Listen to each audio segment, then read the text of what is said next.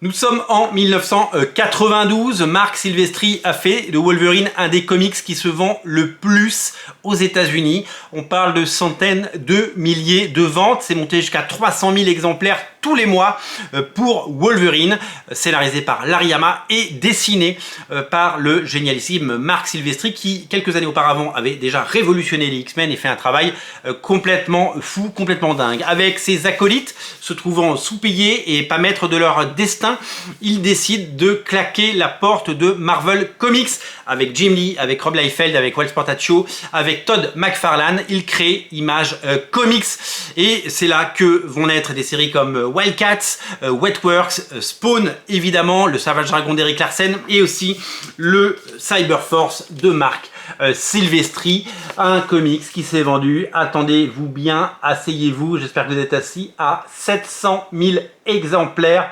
700 000 exemplaires pour le numéro 1. Ça a fait de Marc Silvestri une méga star, ça a fait de lui un homme riche et ça a fait de lui une légende des comics. C'est un véritable plébiscite pour cet auteur absolument génial, au style absolument flamboyant, qui nous a régalé et qui a écrit l'histoire des comics avec cette version à lui des X-Men. Comme vous pouvez voir, les personnages rappellent des gens comme Cable, des gens comme Colossus ou Psylocke. Regardez, on a l'impression, et puis Wolverine évidemment, puisque Ripclaw lui ressemble énormément, Heatwave ressemble beaucoup à Cyclope, et on a vraiment une véritable...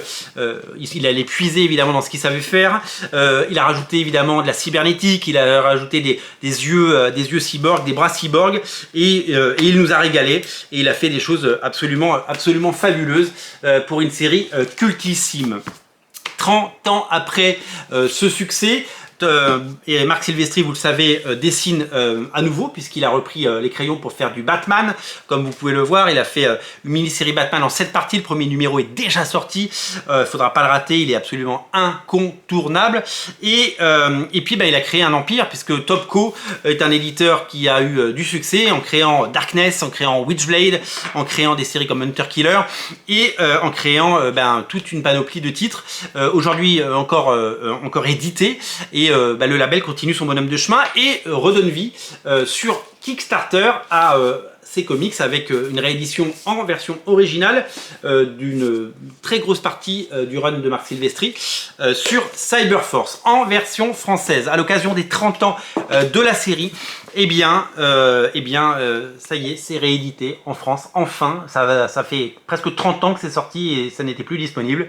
Cyberforce revient en 5 tomes grâce aux éditions Réflexion. Il y aura plusieurs couvertures. Ça, c'est la couverture collector originale comics, 150 exemplaires seulement à ne pas rater. Couverture de Brett Booth, du légendaire Brett Booth, avec évidemment le personnage de Ripclaw qu'on adore. Ça, c'est collector, si vous le voulez, il faut vraiment y aller. On a passé plus de la moitié, vous êtes très nombreux à l'avoir soutenu, à l'avoir découvert. Merci, on n'a jamais vendu autant de comics des éditions Réflexion et on est absolument ravis de vous les proposer. Il y aura 5 tomes, et il ne faudra pas les rater. C'est en version française, c'est à l'occasion des 30 ans et c'est un véritable honneur, un plébiscite et c'est une chance d'avoir ces comics à nouveau disponibles.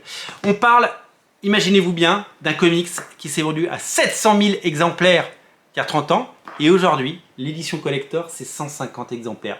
Ok, il y a une fuite des lecteurs, on ne peut pas évidemment se cacher, mais vous rendez-vous compte du côté collector aujourd'hui de cette édition, puisqu'il y en a 150 versus 700 000, c'est complètement taré. Que contient ce premier tome? Il contient la première mini-série, parce que Cyberforce, il y a eu d'abord une première mini-série, puis un épisode 0, et après il y a eu la série régulière, dessinée par Marc Silvestri, avec très vite un crossover avec Wildcats, et dessiné par Jim Lee. Ça a été absolument fabuleux. Et donc, si vous prenez ce tome 1, vous avez l'intégralité de la première mini-série et vous avez l'épisode 0 dessiné par Walter Simonson. Donc vous avez une histoire complète. Donc même si vous prenez pas le tome 2 parce que vous vous dites ça m'engage trop, et bien là vous avez une histoire complète, vous avez les origines, vous avez la première mini-série dans sa totalité et ça fait plaisir, ça fait plaisir d'avoir tout ça. Je vous invite à craquer à l'occasion des 30 ans de Cyberforce pour cette édition collector. Il y en a seulement 150 exemplaires. Je vous mets le lien dans le descriptif de la vidéo. Je vous mets également le lien de la version classique. Vous faites votre choix. En tout cas, ne passez pas à côté. C'est collector. Il y en a 150 versus, je vous le dis, 700 000. 700 000. C'est complètement fou et c'est à découvrir évidemment sur Original Comics. Je vous mets le lien dans le descriptif de la vidéo. Craquez pour Cyberforce. Salut!